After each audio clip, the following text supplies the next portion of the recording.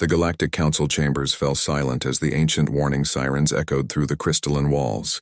Ambassador Thelnix of the Varathian Empire watched the holographic display with mounting dread, his three hearts beating in discordant rhythm. "Impossible," whispered High Chancellor Zarakel, her scaled hands trembling. The readings must be corrupted. But the data was clear. 17 massive signatures had emerged from the void beyond the galactic rim, each one broadcasting identification codes that predated the Council itself by nearly 1,000,000 years. Human identification codes. Thelnix accessed the historical archives with urgent mental commands. Humanity. The Lost Fleet. Every schoolchild in the civilized galaxy knew the legend.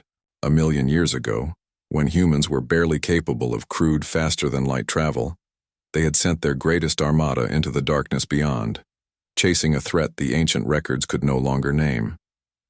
They never returned. The human species itself had gone extinct 300,000 years later, leaving behind nothing but ruins and mysteries. "They were supposed to be dead," Thelnix muttered. "All of them. For 700,000 years. The fleet was still 3 solar systems away, but already the Council's most advanced sensors were painting a terrifying picture.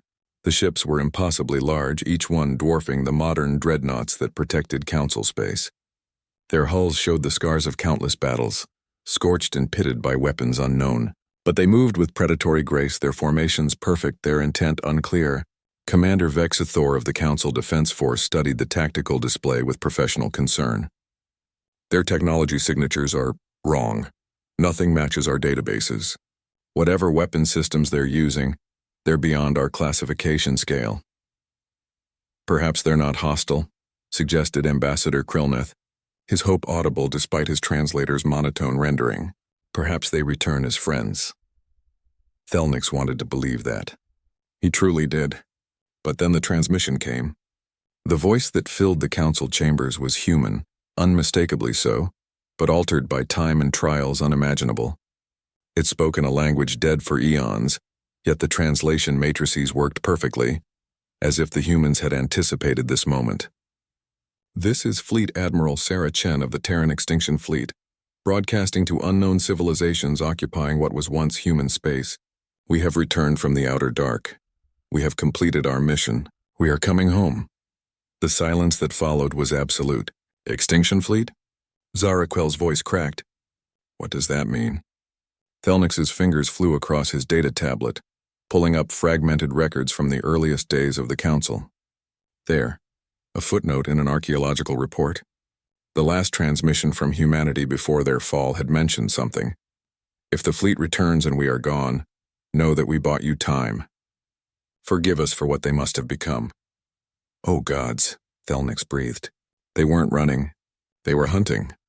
The fleet continued its inexorable approach. Long-range scans revealed details that defied belief. The ship's hulls weren't just scarred.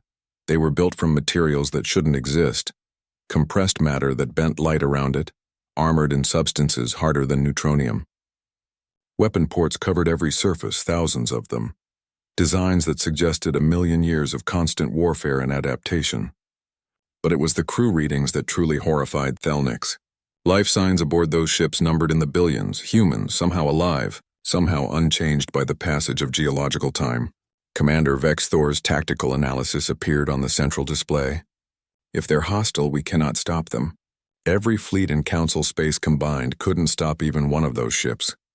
They've evolved warfare beyond our comprehension."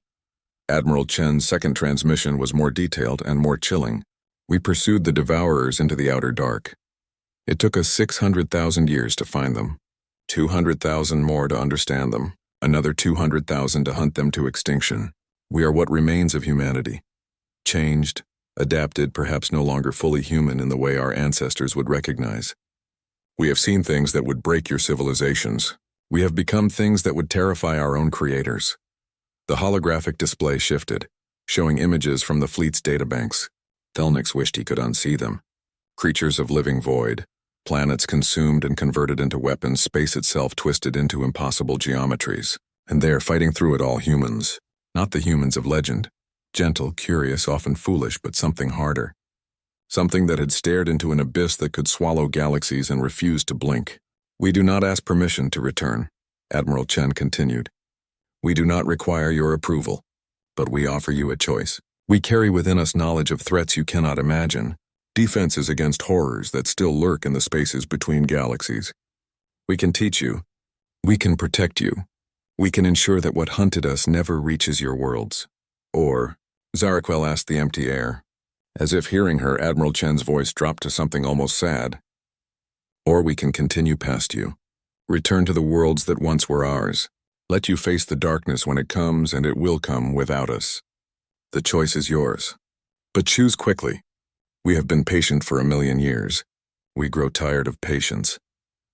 Thelnix looked at his fellow council members, seeing his own fear reflected in their alien faces.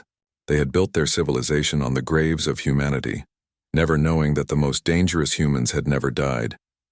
They had simply gone to war against things worse than themselves. The vote was unanimous.